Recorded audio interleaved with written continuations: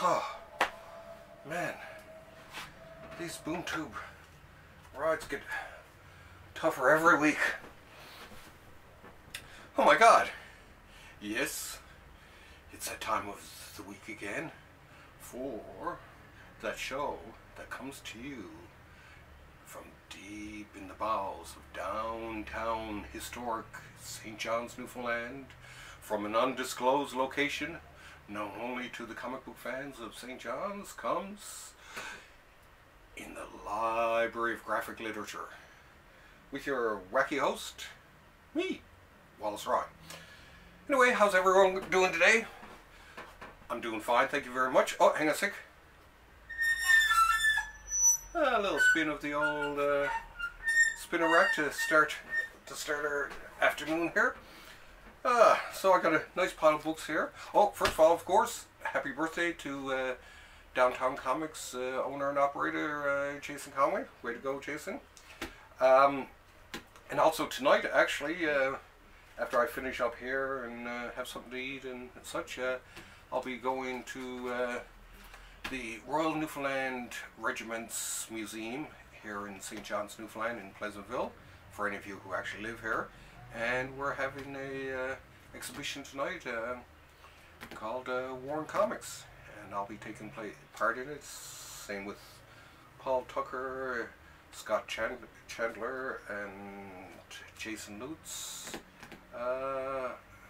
Miriam, and geez, who was the person? I think there's even a piece there from Joe Sacco. Anyway, it's an exhibition on War and Comics, and it's put on by thanks to the good folks at Memorial University, and thanks to Irene and Andrew for putting together such a fine show. So I'm looking forward to going there. I met Scott actually this afternoon at the comic book store, and looking forward to meeting Jason and all the rest of the crowd there.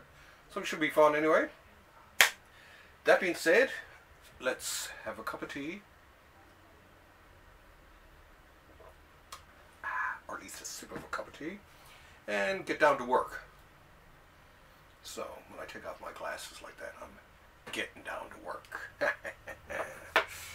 Okay, what do we have here? First of all, first is something called The Beautiful Death by Matthew Bablett. And this comes from the fine folks at Titan Comics and Static Press. Collects The Beautiful Death 1 to 5. And it just looked kind of cool. The artwork was very interesting, so I figured why not go for it. Great detail in this. I like it. It's Otomo level detail is what I like to call it. So very, very nicely done.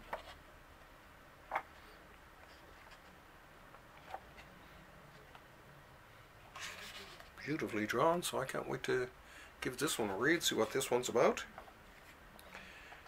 The only thing, the only complaint I have with Titan Books is the fact that, and here we go, is that they do a lot of glued spines on their hardcover books and not sewn spines, which to me are far superior. So that's a hint to you fine folks at Titan. Get it together. Let's see. Oh my God, I got such cool stuff here. I know which one I'm going to leave for last. So one of my favorites. Let's dig through all these and okay.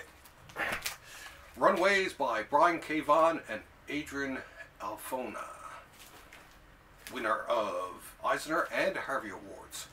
So it has to be good. I have never read any of this, but of course, if it's Brian K. Vaughan, it's got to be good. I'm a big fan of BKV. I loved his Why the Last Man, of course, Saga. Who doesn't love that? And just about everything else he does. Love The Oath, the Doctor Strange little one-shot he did. Boom! Away. Someone asked me if I ever found plastic when I'm cleaning up or whatever, and or if I ever come across them. And it's funny because when I was tidying up the library there earlier in the week, I found a little pile of it. Anyway, so Runaways, nice looking volume there. Let's have a look at it without.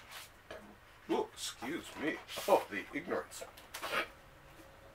Oh yeah, nice cool wraparound cover.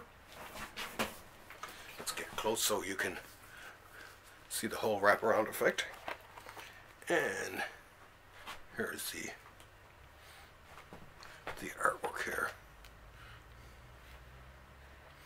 Looks pretty cool, actually. But yeah, I can't wait to get my hands on this and give this a good read.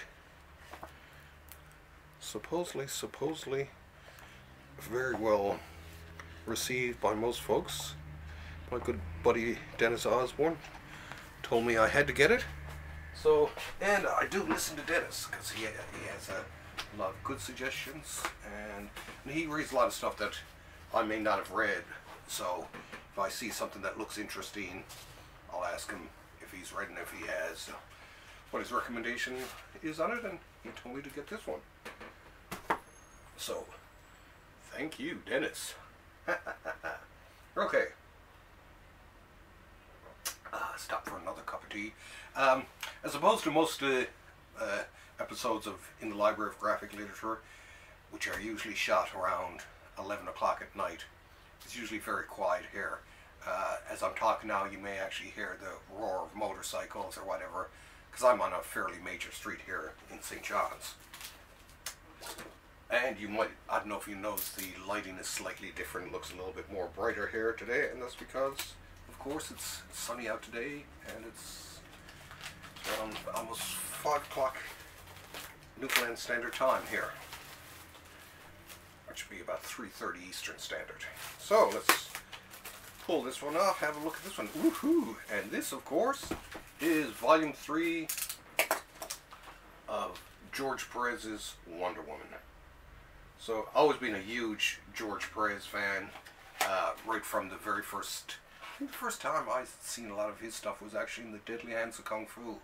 And I loved it and all that, and then of course once I seen the stuff he did for Avengers and so on, I became a lifelong fan of Mr. Perez. Now some of these of course are not drawn by him, but hey, it's still his hand at the tiller. I don't know how many of you are George Perez fans out there. I know Ricardo, I know you are. You and all the folks down south there are big fans of his, and justifiably so. So I'm showing this, and I'm dedicating this show to this little book show off here to Ricardo. Okay, now that's 3 so far. We got a couple of books here this week. Of course, now another one here, and another one to unwrap. I'm also suffering. I get an eczema or whatever on my fingers, and it is bloody killing me here this week. But fortunately, I get the type that just happens on your fingertips, so it only hurts when I draw and when I'm reading comics, which is all the time. So it's a bit of a pain. Anyway, this here, with a fine metal title there too, this is the best-selling title, Metal. I know that at the Downtown Comics they sold a ton of this series, so I'm assuming that it must be good, especially since Snyder wrote it. I'm a big fan of most things that Snyder does, and of course Capullo. Love his art. Great storytelling too. So one good thing too that I like is when you come across an artist who is not only technically a good artist, but is also an excellent storyteller. Because I've come across artists in my days as a comic book reader who are maybe technically great artists and all that, but when it comes to storytelling, it lacks a little bit. And then sometimes I've come across certain comic book artists who are just amazing storytellers, and I may not like their art, but I love their storytelling. And to me, as I've gotten older, I've begun to appreciate the storytelling probably a little bit more than the art. And all of you are saying, "Oh my God, stop being a heretic." Well, I know that 15-year-old me would kick me in the face if heard me going on like this. And let's see now, what do we got here? We have from Dark Horse Comics and Mike Mignola, Troy Nixey, and Pharrell Dalrymple and Dave Stewart. We have Jenny Finn. So this looks like a fairly interesting little book here. Nixey does one, 2, 3, and Dalrymple does 4. Way to go, Troy, who I have as a friend on Facebook. So I thought I'd show off some of your work to the folks there. Let's have a look there. I like his style. His style too. It fits the. I think it fits the Mignola verse. I think Troy's actually probably a pretty good storyteller there.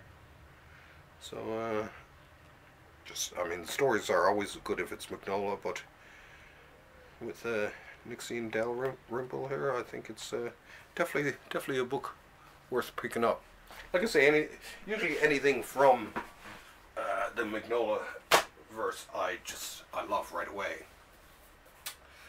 Okay, now what do we have here from Archaia or Archaia or whatever you want to call it? We have here a book called About Betty's Boob, and this is written by Vera Cazot and illustrated by Julie Rocheleau, it looks like. And apparently, it's as it says on the back here, she lost her left breast, her job, and her guy. She does not know it yet, but this is the best day of her life. An inspiring and surprisingly comedic tale of loss and acceptance told largely through silent sequential narrative. So, you know, I figured I'd get it. I usually stay away. My wife actually died from breast cancer, so a lot of times I find it actually pretty hard to read this type of stuff, but there was just something about this that just looked kind of free, easy, and there just seemed to be something about it. And so I figured, well, I should buy it anyway. So this one is going out to my dear departed Linda, whom I love still to this day.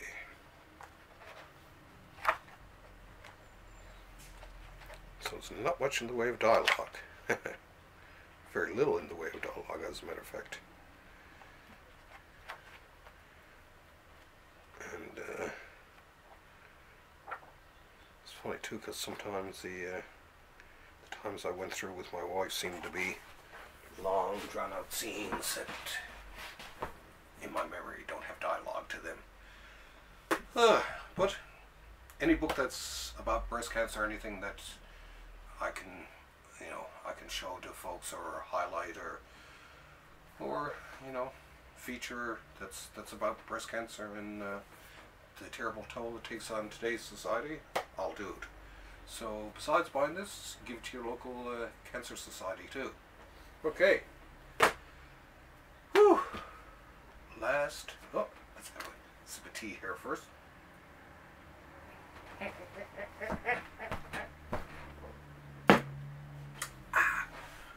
Woo. Okay, I drank a little bit too much tea right then. Now, last but definitely not least. Hang on a sec. Definitely not least is the latest volume of Inside Moebius. Woo, yay! I wish actually I should get an applause sound effect, you know. So let's pop this wonderful thing open here.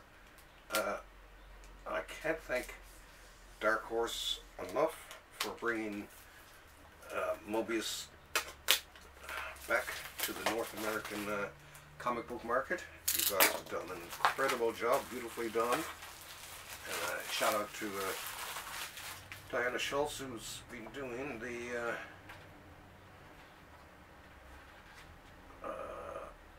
at least I thought was on this one.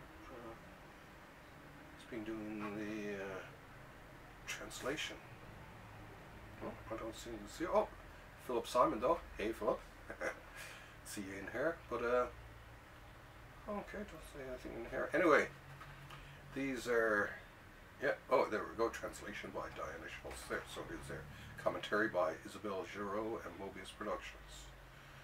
So yeah, I don't know how many of you out there are Moebius fans, but hopefully there's a few of you out there. This is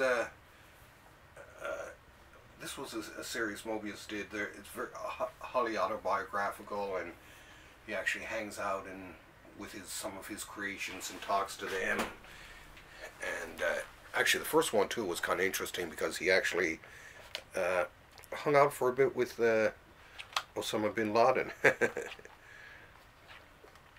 Now this is a lot more free form than his usual stuff, but there's something very personal about it that I like.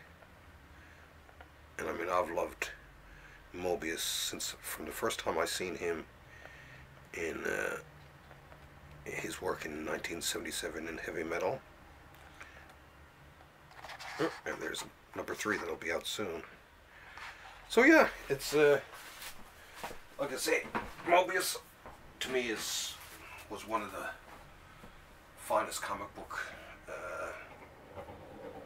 folks, one of the finest comic book artists and writers that I came across in my young life, and I still to this day love him. And the best thing about this is that the Inside Moebius was one of the few collections of his that I hadn't had the good fortune to read, and now thanks to you fine folks at Dark Horse and Moebius Productions too, of course, this can be enjoyed by a whole new generation of comic book freaks like me. So, oh, it deserves a kiss. Maybe a bit of tongue. Anyway, and it deserves a hug there too. So, sip of tea here. So I guess that's it for this week. You can already hear those motorcycles outside, eh?